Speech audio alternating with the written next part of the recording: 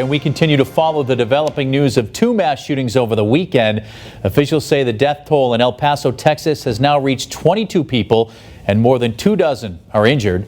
A 21-year-old Texas man is in custody for the deadly Saturday shooting. Prosecutors are pursuing a civil rights hate crime investigation and domestic terrorism charges.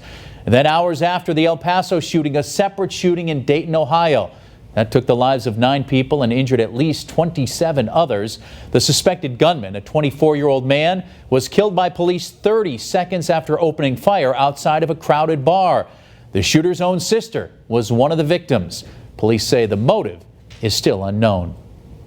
And after back-to-back mass shootings, one local organization is stressing the importance of being prepared to handle the unexpected. Western Mass News reporter Caroline Powers spoke exclusively with a retired law enforcement officer who now offers training for active and mass shooting situations. Caroline. Chris, Protective Advanced Safety Services provides civilian training for active shooter situations.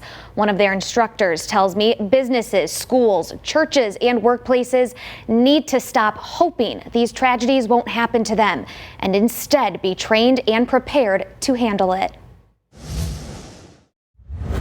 Everybody's afraid of going to work and, God forbid, not coming home at the end of the day.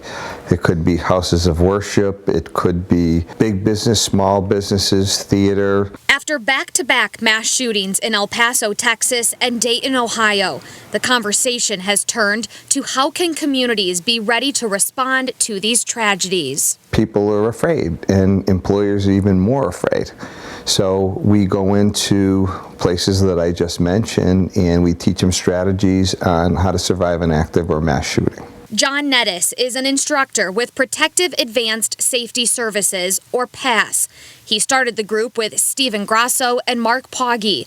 All 3 are retired law enforcement officers and provide active shooter training. Being a tactical officer, we had been trained early in the 90s regarding active shooting and other things like this, but never did I think that it would reach the tempo that it has. Nettis tells Western Mass News it's important the entire country comes together to respond to these events. It's so easy to cast, the blame on something. This is a village. This is a community that has to affect this. It's not any one thing. It's the parents. It's a teacher. It's business. It's law enforcement. It's politics. It's everything. Acting Springfield Police Commissioner Cheryl Clapprood says their active shooter training never ends. She feels her department is ready to respond like the officers did in Dayton, Ohio. I look at Dayton, Ohio, and I look at how quick the officers responded there and put a stop to that shooting. I think our officers are prepared for it. They know what to look for, and they know